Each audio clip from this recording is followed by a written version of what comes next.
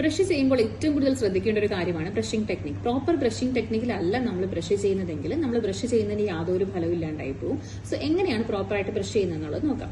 ഒരുപാട് പേരും ഇങ്ങനെ ബ്രഷ് ചെയ്യാറുണ്ട്, അതുപോലെ അപ്പ് ആൻഡ് ഡൗൺ ആയിട്ട് ഇങ്ങനെ ബ്രഷ് ചെയ്യാറുണ്ട്. ഇത് രണ്ടും തെറ്റായ രീതിയാണ്. നമ്മൾ എപ്പോഴും ബ്രഷ് ചെയ്യേണ്ടത് ഒരു സർക്കുലർ മോഷനിലാണ് ബ്രഷ് ചെയ്യേണ്ടത്. അപ്പോഴും ശ്രദ്ധിക്കേണ്ട ഒരു കാര്യം, ഒരിക്കലും ബ്രഷിന്റെ ബ്രിസിൽസ് പല്ലിനോട് ഇങ്ങനെ സ്ട്രെയിറ്റ് ആയിട്ട് പിടിക്കാൻ പാടില്ല. ബ്രിസിൽസ് എപ്പോഴും ഒന്ന് ചെരിച്ച് മോണയിലേക്ക് ചെരിച്ച് ഒരു 45 ഡിഗ്രി ആംഗിൾ ചെരിച്ച് വേണം പിടിക്കാനായിട്ട്. എന്നിട്ട് വേണം സർക്കുലർ മോഷനിൽ ബ്രഷ് ചെയ്യാനായിട്ട്. അപ്പൊ താഴത്തെ പല്ലാകുമ്പോൾ നമ്മൾ താഴോട്ട്, മോണയിലാകുമ്പോൾ താഴേക്ക് ജസ്റ്റ് ഒന്ന് ചരിച്ച് പിടിക്കണം. എന്നിട്ട് സർക്കുലർ മോഷനിൽ ബ്രഷ് ചെയ്യണം. ബ്രഷ് ചെയ്യുമ്പോൾ എപ്പോഴും ശ്രദ്ധിക്കുക, ഔട്ടർ സർഫസ് ബ്രഷ് ചെയ്യുക, അതുപോലെ തന്നെ ഇന്നർ സർഫസ് പല്ലിന്റെ ഉള്ളിൽ ബ്രഷ് ചെയ്യുക, ചവയ്ക്കുന്ന പോർഷൻ ചൂയിങ് സർഫസും ബ്രഷ് ചെയ്യുക.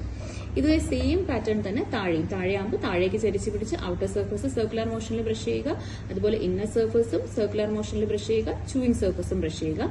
എല്ലാ ടീത്തിലും ബ്രഷ് എത്തിയിട്ടുണ്ടായിരിക്കണം. അത് ലാസ്റ്റ്